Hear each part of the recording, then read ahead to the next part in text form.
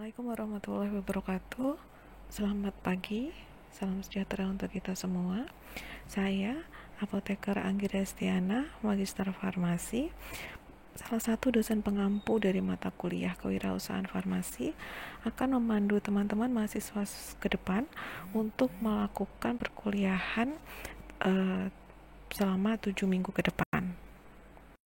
Sebelum kita memasuki beberapa bab materi pokok, tentunya pada pertemuan pertama ini saya akan memberikan pengantar kewirausahaan farmasi, di mana fungsinya adalah saya akan memberikan gambaran bahwa di dalam dunia farmasi itu banyak memiliki peluang dalam hal kita membuka suatu usaha atau menciptakan jiwa-jiwa entrepreneur.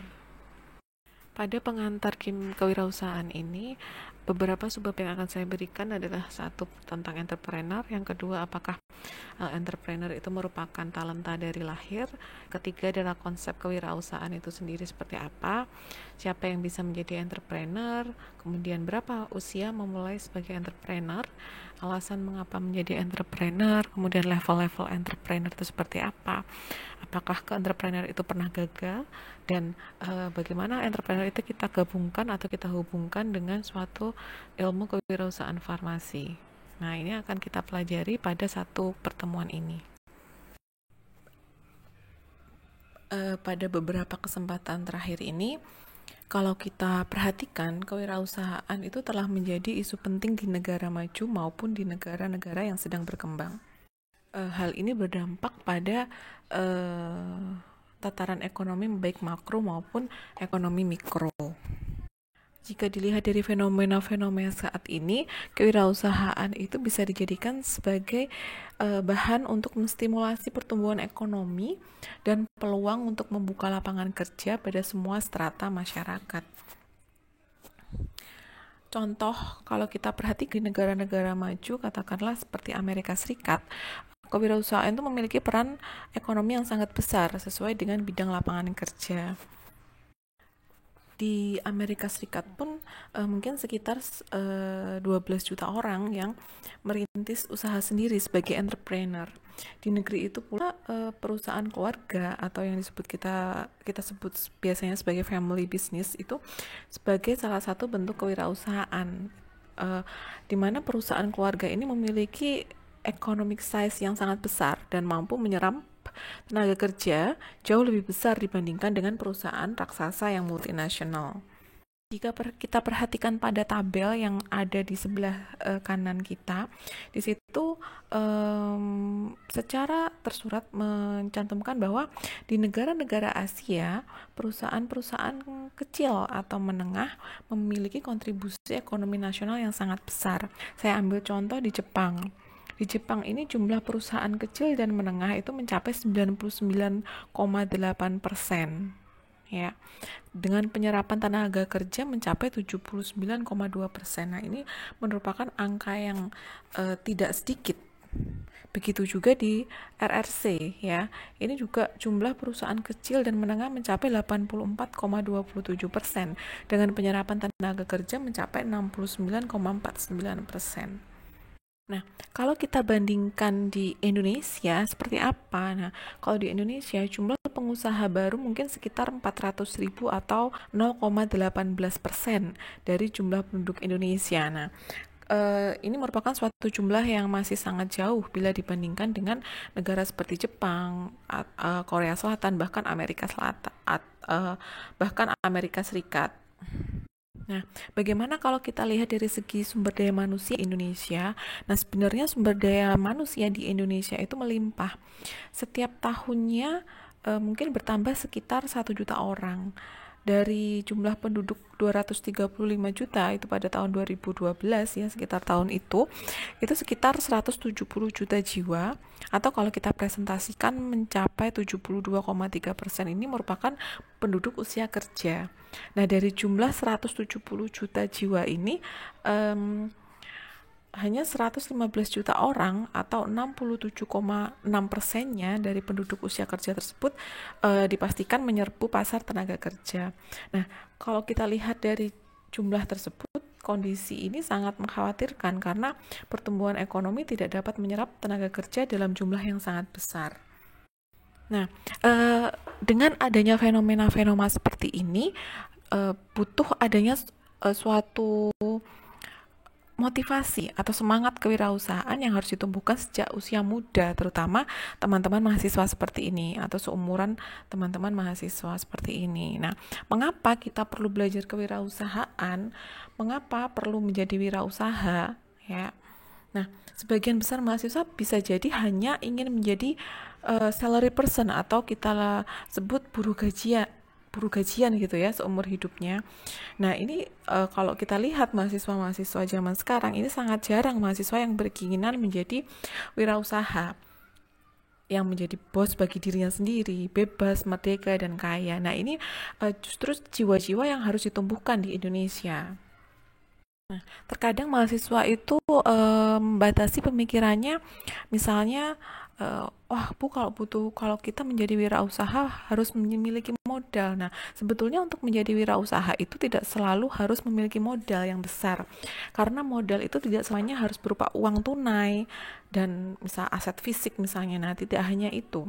Banyak wirausaha yang sukses yang pada mulanya itu tidak memiliki apa-apa, yang dimiliki hanya ide, kreativitas, dan motivasi yang kuat untuk sukses. Nah, orang-orang seperti ini dia memiliki biasanya orang-orang seperti ini memiliki need of achievement ya yang tinggi. Jadi dia pasti memiliki kemampuan untuk bekerja keras secara luar biasa.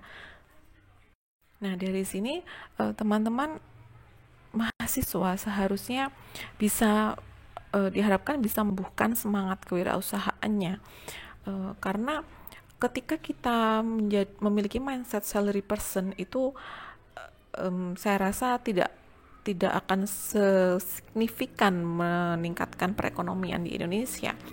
Ketika kita memiliki jiwa bos bagi diri kita sendiri, jiwa yang ingin bebas, ingin merdeka, dan ingin kaya, nah ini harus diwujudkan melalui semangat kewirausahaan. Kemudian kalau kita perhatikan juga, kadang di masyarakat itu ada beberapa pola pikir yang mengatakan bahwa jiwa entrepreneur itu sudah didapat dari lahir, itu merupakan gen dari manusia itu sendiri misal. Apakah itu benar?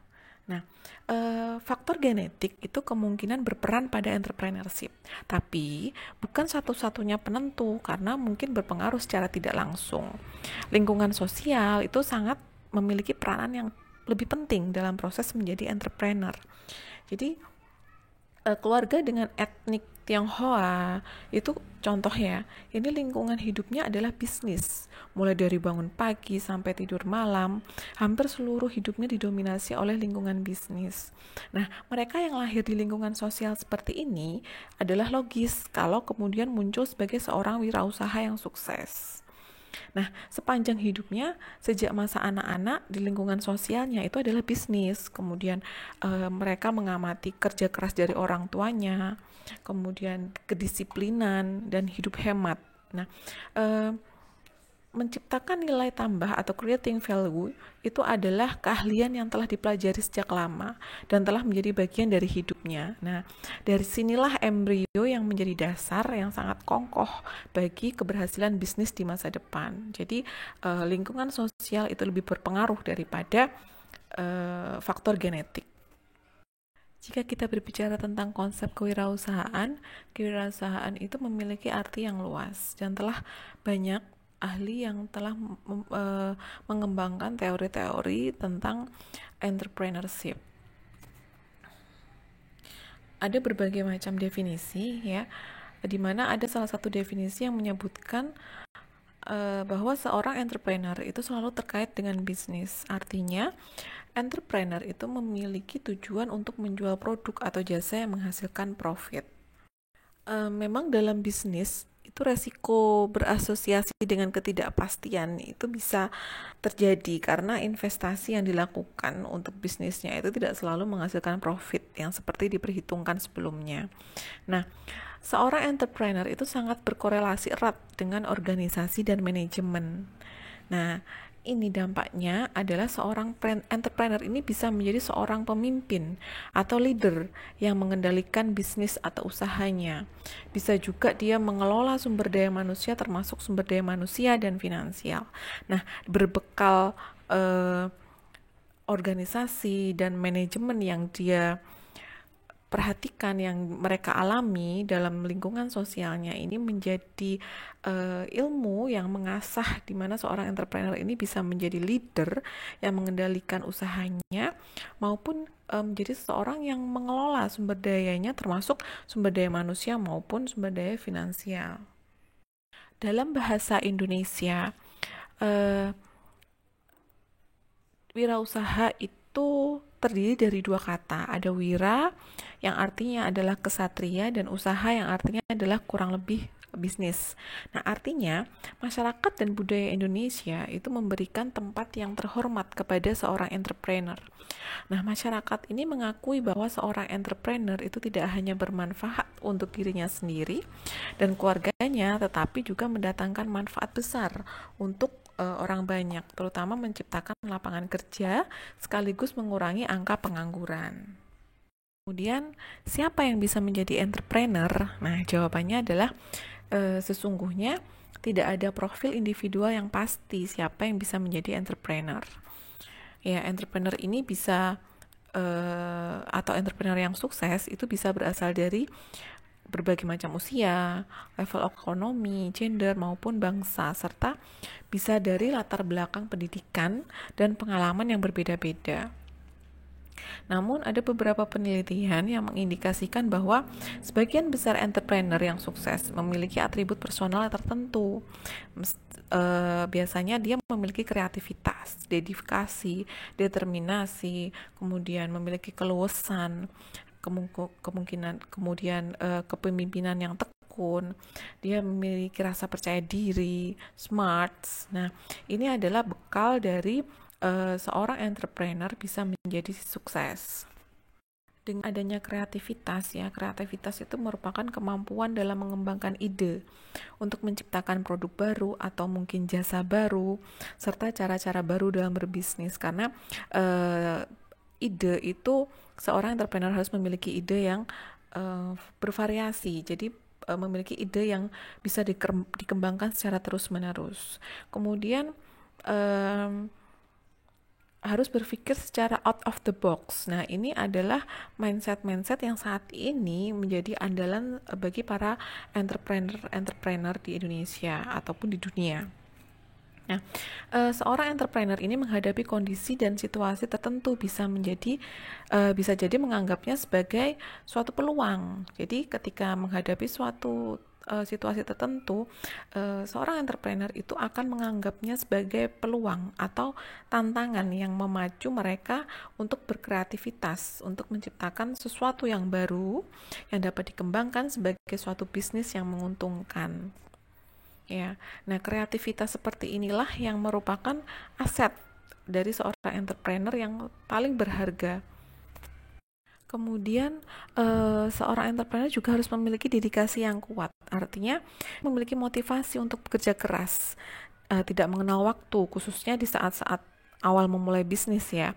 Karena dengan tidak adanya suatu dedikasi tersebut, maka tidak akan tercipta kerja keras. Karena ketika kita meneliti bisnis dari awal atau pada saat tahap awal, ini membutuhkan kerja keras yang luar biasa. Kemudian juga harus memiliki keinginan yang sangat kuat untuk bisa berhasil, ya. Dan perlu diingat bahwa seorang entrepreneur sejati itu motivasinya bukan karena semata-mata uang, tetapi sukses adalah motivator utamanya. Jadi uang tidak lain hanya sebagai bentuk penghargaan dari usaha jerih payahnya. Jadi tidak semata-mata mereka menjadi mindset, uang menjadi mindsetnya, tapi itu hanya dijadikan sebagai rewards dari hasil kerja kerasnya. Nah, selain itu, seorang entrepreneur pun harus memiliki kemampuan yang tekun, yang mampu menciptakan aturan atau sasaran yang ia pantau implementasinya dengan baik. Jadi, dia harus bisa memiliki kemampuan untuk meyakinkan orang lain, untuk bisa mempercayai dia gitu ya. Kemudian dia harus bisa memiliki rasa percaya diri yang kuat ya, agar bisa menjalankan ide-ide dan kreativitasnya itu dengan baik. Tidak ada fenomena umum kapan sebaiknya memulai sebagai entrepreneur. Ada yang memulai pada usia yang sangat muda, tetapi juga ada yang memulai usia yang tidak muda lagi. Kita ambil contoh tokoh yang kita kenal ya di Indonesia seperti Muriati Sudibyo, yaitu merupakan owner PT Mustika Ratu Tbk. Beliau mulai merintis usahanya ketika berusia 40 tahun lebih dan mendapatkan gelar doktor di Fakultas Ekonomi Universitas Indonesia pada usia sekitar 80 tahun. Ya, ada lagi tokoh entrepreneur yang ada di Indonesia yang berada di bidang farmasi ini adalah Bapak Junaidi Yusuf Mansur, owner dari PT Konimax. Nah, beliau memulai belajar bisnis ketika masih sangat remaja yang dibimbing oleh ayahandanya. Nah, jadi dari dua kasus ini atau dua fenomena ini tidak ada umur yang bisa kita acu kapan kita harus memiliki jiwa entrepreneur. Nah, meskipun tidak ada penelitian mengenai umur berapa baiknya seseorang mulai menjadi entrepreneur, tapi sebuah penelitian diketahui umumnya entrepreneur ini mulai merintis bisnisnya ketika usia umur 35 tahun ya rata-rata. Nah, tidak sedikit seorang entrepreneur pada awalnya bekerja pada perusahaan orang lain untuk mencari pengetahuan dan pengalaman. Nah, ini tidak sedikit ya yang seperti itu. Nah, setelah biasanya kalau misalnya sudah mendapatkan pengalaman atau pengetahuan dari perusahaan orang lain, mereka atau yang bersangkutan ini biasanya merintis usahanya sendiri sebagai entrepreneur. Nah, contohnya ini owner PT Sanbe Pharma ya, Bapak Dr. Andes Yahya Santoso, kemudian owner dari PT Harsen, Bapak Haryo Seno. Nah, ini tokoh-tokoh yang memakai jalur tersebut. Apa sih keuntungan ketika kita menjadi seorang entrepreneur? Nah, perlu diketahui oleh mahasiswa ada beberapa benefit yang bisa diperoleh. Yang pertama, kita bisa menjadi bos bagi diri kita sendiri. Jadi kita bisa menentukan nasib kita sendiri, tidak tergantung pada orang lain. Nah, seorang entrepreneur akan memilih sendiri bisnis apa yang akan digelutinya yang sesuai dengan minat dan talentanya. Kemudian mereka mengambil keputusan segala hal yang berkaitan dengan bisnisnya tanpa perintah dari siapapun. Kemudian mereka juga bisa menetapkan sendiri berapa gaji, ya kan? Kemudian berapa jam mereka bekerja, kapan mau berlibur, dan tidak ada orang yang mengintervensinya. Jadi ini adalah salah satu keuntungan ketika kita menjadi seorang entrepreneur. Kemudian ketika kita menjadi entrepreneur ini memiliki peluang yang jauh lebih besar untuk bisa lebih kaya dan makmur bila dibandingkan kita bekerja dengan orang lain. Kemudian kalau kita menjadi entrepreneur itu memiliki kemampuan atau peluang mengaktualisasi diri ya dan terlibat aktif pada seluruh aktivitas bisnis mulai dari desain produk, produksi mungkin, kemudian memasarkan hingga merespon customer. Kemudian keuntungan selanjutnya itu memiliki kebanggaan diri karena memiliki bisnis yang bermanfaat bagi masyarakat luas dan dapat menciptakan nilai tambah ekonomi termasuk menciptakan lapangan pekerjaan untuk masyarakat. Kemudian sehingga bisa berkontribusi pada perekonomian lokal. Bahkan kalau misalnya memang semakin lama semakin sukses, maka bisa juga berkontribusi pada perekonomian nasional. Tapi ketika kita menjadi entrepreneur atau kita memutuskan menjadi entrepreneur itu harus siap menghadapi resiko yang mungkin tidak bisa dialami oleh orang yang bekerja pada orang lain. Jadi resiko yang bisa dialami oleh seorang entrepreneur adalah yang pertama, income yang tidak pasti karena ketika mulai bisnis. Jadi kalau awal-awal memang income-nya pasti tidak pasti, tapi kalau sudah sukses maka income akan bisa melebihi orang yang bekerja pada orang lain. Kemudian ada resiko gagal dalam bisnisnya. Kemudian harus bekerja keras dan tidak memiliki jam kerja yang teratur, ya. Kemudian kualitas kehidupan yang kurang layak, ya. Biasanya awal-awal dalam merintis usaha itu seorang entrepreneur ini tidak peduli dengan kualitas kehidupannya, yang penting omset bagus gitu ya, customer puas, nah seperti itu. Kemudian tingkat stresnya tinggi karena mereka menyadari bahwa mereka memiliki tanggung jawab yang besar terhadap bisnisnya.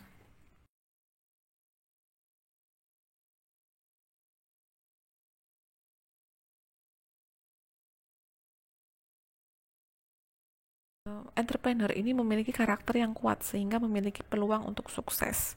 Jadi dengan adanya resiko-resiko yang telah dijelaskan tersebut, mereka tidak akan pantang menyerah karena mereka memiliki jiwa-jiwa atau karakter-karakter untuk sukses, ya. Contohnya di sini menginginkan tanggung jawab. Jadi memang dia ingin ada tanggung jawab yang dibebani kepada mereka. Merupakan risk eliminator, kemudian dia merasa percaya diri, mempunyai energi yang besar, kemudian memiliki orientasi pada masa depannya itu tinggi, kemudian memiliki keterampilan organisasi. Nah, orang-orang seperti inilah yang berbakat menjadi entrepreneur yang sukses.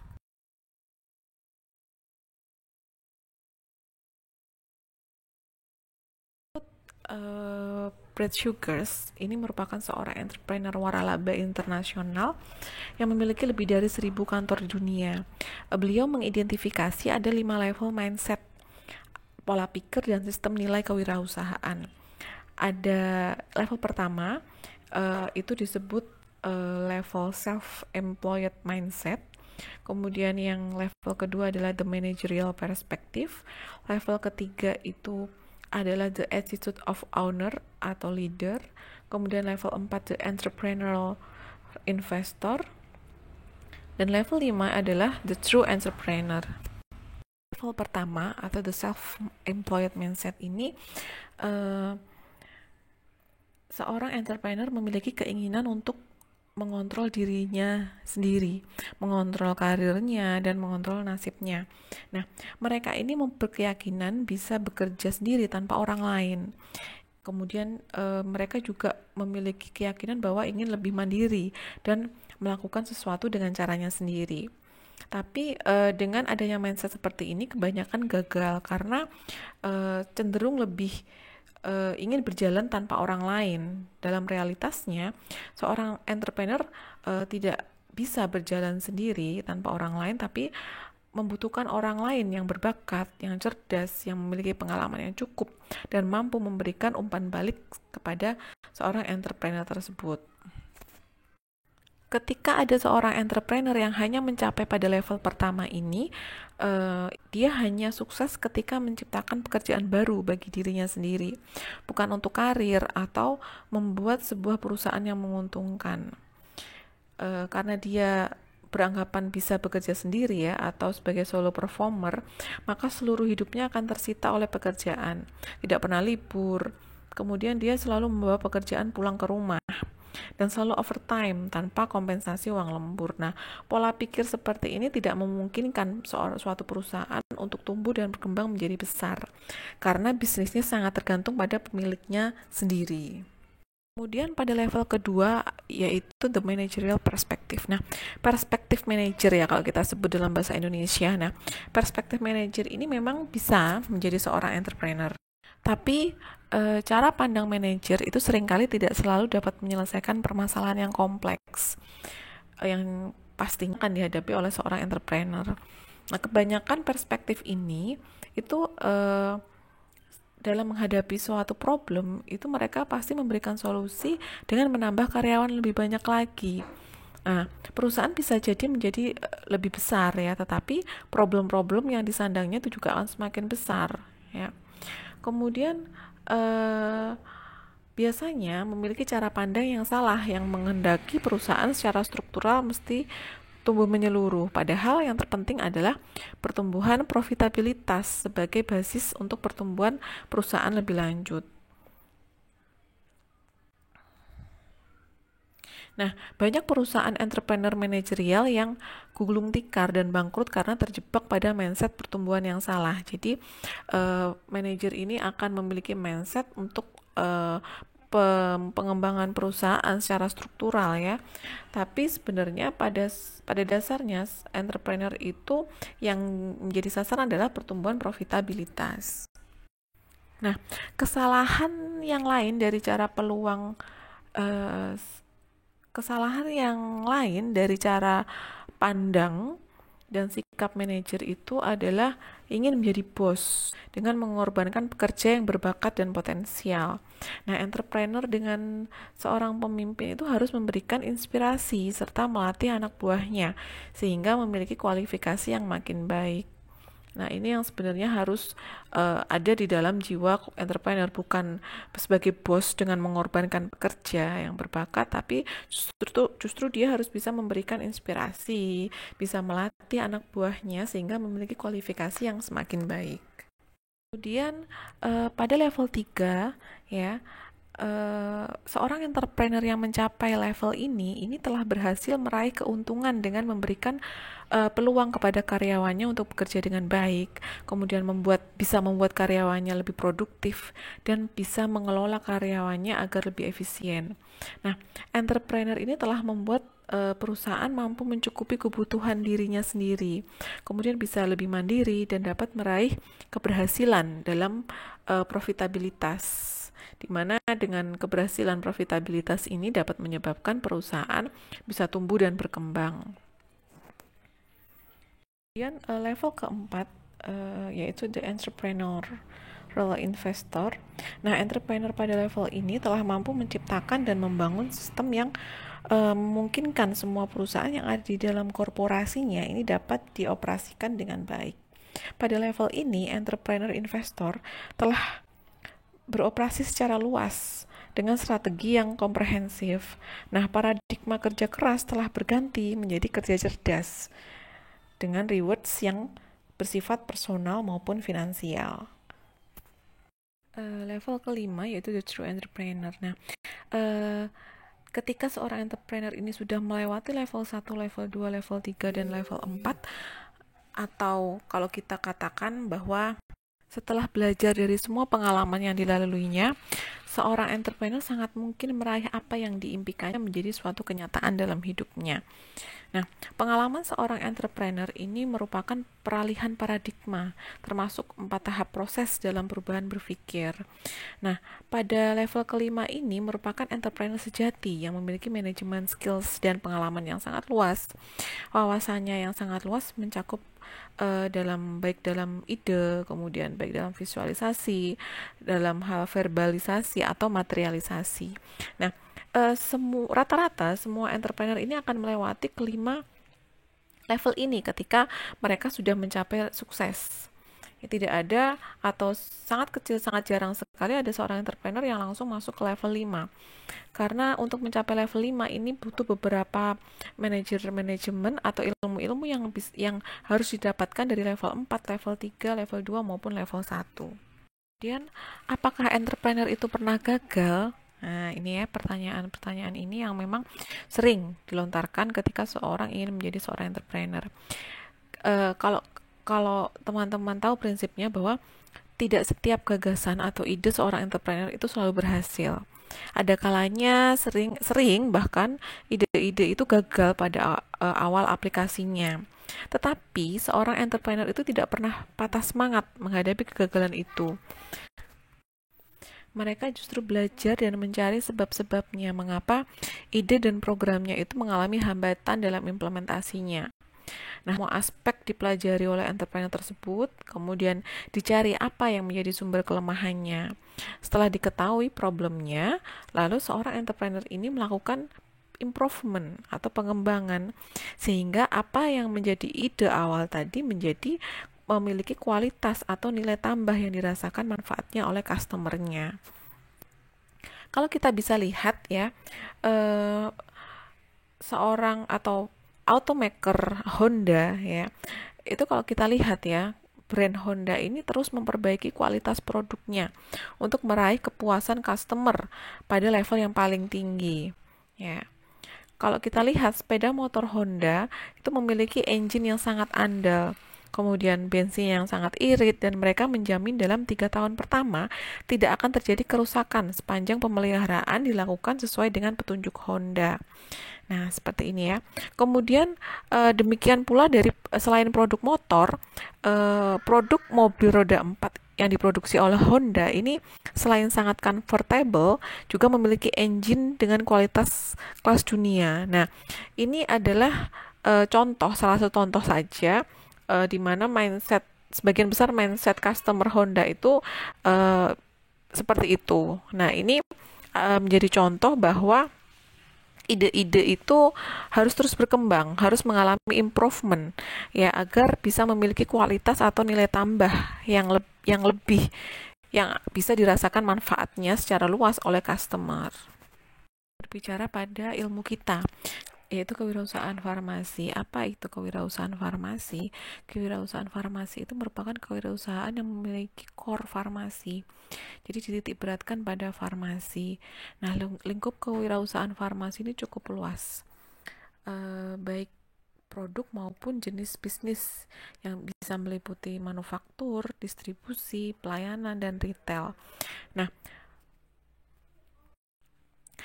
produk farmasi mencakup obat tradisional, bahkan kosmetik yang dapat diklasifikasikan sebagai sediaan farmasi. Nah, usaha farmasi terutama manufaktur ini sangat syarat dengan knowledge ya, termasuk teknologi dan sangat regulated sekali. Oleh karena itu dalam kewirausahaan farmasi, kapabilitas inovasi ini memiliki peran yang sangat penting. Ya.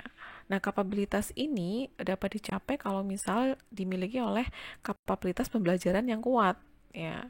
Nah, kalau misalnya punya pengetahuan yang kuat, nah ini tentunya merupakan salah satu peluang dari seorang farmasis untuk membuka peluang usahanya pada bidang ini.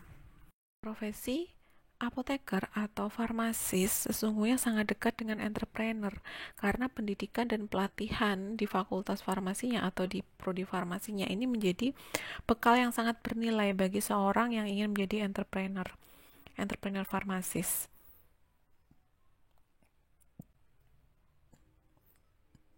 Tetapi sayangnya realitasnya sangat sedikit, kurang dari 1% ya apoteker yang menjadi entrepreneur dalam artian menjalankan bisnis milik sendiri. Jadi ini sangat sedikit sekali presentasinya. Sebagian besar apoteker baik yang bekerja di apotek, rumah sakit maupun industri manufaktur itu lebih memilih bekerja pada orang lain.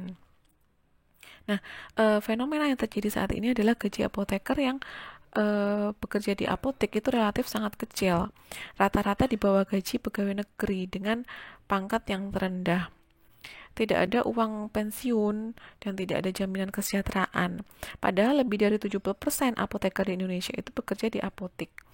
Nah, apoteker yang bekerja di instalasi farmasi rumah sakit juga tidak kalah memprihatinkan. Hampir dapat dipastikan apoteker di instalasi farmasi rumah sakit ini mendatangkan revenue atau kontribusi yang luar biasa bagi rumah sakit itu ya.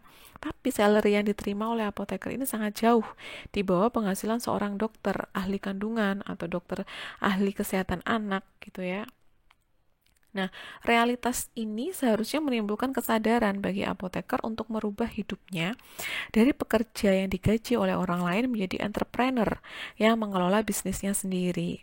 Nah, banyak peluang teman-teman, banyak kesempatan yang dapat dimanfaatkan oleh kalian sebagai calon apoteker, sebagai wirausaha yang mandiri bisnis ya, yang lebih menjanjikan di masa depan daripada menjadi pekerja tanpa karir dan tanpa harapan yang jelas. Oleh karena itu, semestinya sejak kuliah, apoteker atau calon apoteker seperti teman-teman semua ini sudah belajar mengenal kewirausahaan dan bertekad untuk suatu saat bisa membangun bisnis sendiri. Kalau saya boleh memberikan contoh ya, usaha obat herbal itu adalah lapangan usaha yang sangat atraktif untuk ditekuni, sekaligus menjadi keahlian apoteker yang paling kompetitif. untuk memulai wirausaha herbal ini tidak diperlukan modal yang besar. Tidak seperti halnya kalau kita membuat apotek ya, yang mana apotek ini pasti memerlukan investasi dan modal kerja yang besar. Nah, seorang farmasis yang menjadi herbalis ini akan lebih menantang dan atraktif bila dibandingkan sebagai apoteker yang bekerja di apotek milik orang lain. Ya. Nah, eh, yang paling penting adalah keberanian dan tekad yang kuat. Demikian pengantar tentang kewirausahaan farmasis yang bisa saya berikan. Selanjutnya saya akan memaparkan beberapa bab ya yang terkait dengan kewirausahaan yang ada di bidang farmasi.